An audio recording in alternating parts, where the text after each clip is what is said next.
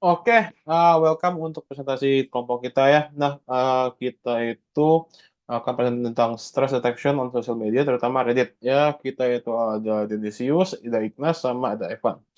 Oke, pertama-tama kita mulai dulu initiation-nya. Itu ada import, itu ada ini ya, kita ada datanya juga ya. Bisa dilihat tuh. Ada train sama test. Ya, kalau semua total 3.500. Ini bisa dilihat info-infonya dulu ya. Ya, ya, ya. Oke, di sini juga masih ada ininya, info-info data-datanya. Nah, di sini ya, ya. Nah, di sini bisa dilihat nih ada beberapa feature yang dari LIWC yang kita nggak gunain buat eksperimen ini karena ini apa dia cuma kategoriin teksnya itu ke categorical generator mana gitu. Jadi kita nggak gunain buat eksperimen kita.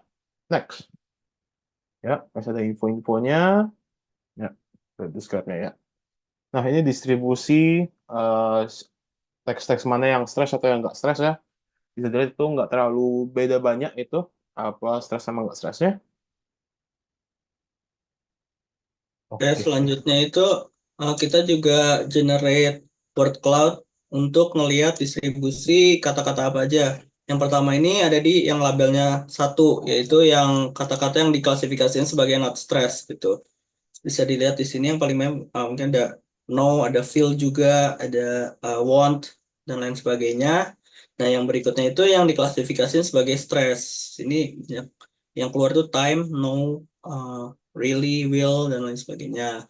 Ini adalah gabungan dari semua datanya itu. Ini adalah distribusi word cloud-nya. Nah, berikutnya juga kita menggunakan convectorizer untuk melihat perhitung apa jumlah kata apa yang paling banyak, yaitu ada like, get, know, feel. Jadi seperti yang ada di word cloud tadi. Selanjutnya juga kita ada menggunakan random forest classifier untuk melihat feature importance yang mempengaruhi model. Jadi kalau dilihat di sini ini di elevation tone yang paling mempengaruhi model gitu.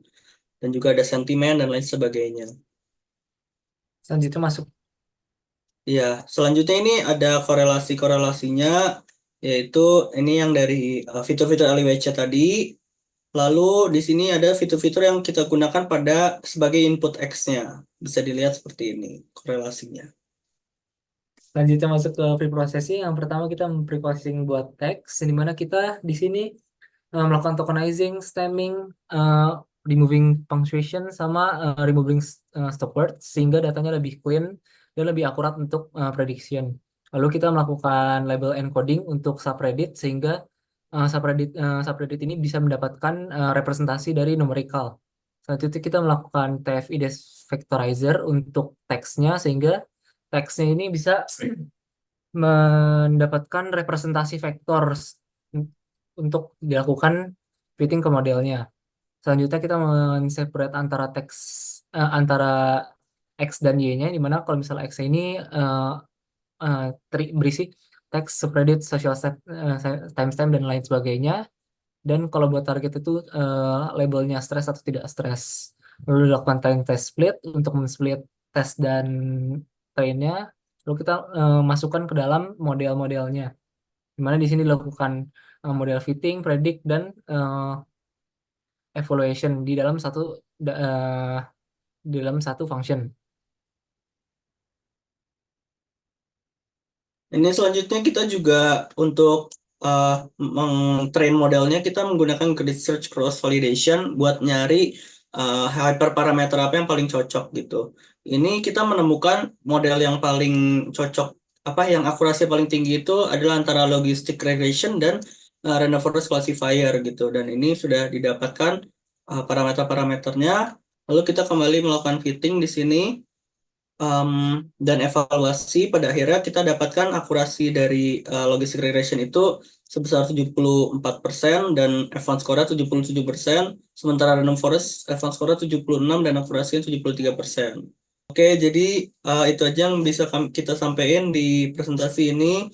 Jadi masih perlu diinvestigasi lagi apa yang menyebabkan